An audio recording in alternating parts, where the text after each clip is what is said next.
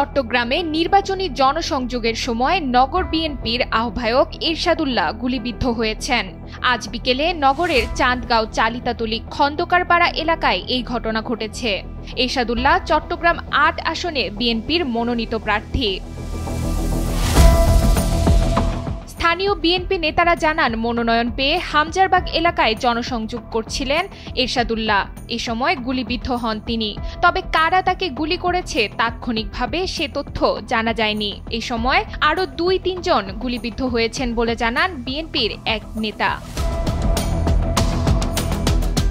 ঘটনায় জড়িত ব্যক্তিদের গ্রেপ্তারে পুলিশ কাজ শুরু করেছে।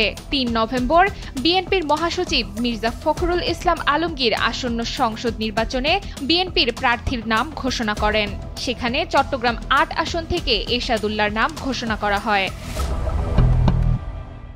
ডেস্ক রিপোর্ট, সময়ের আলো।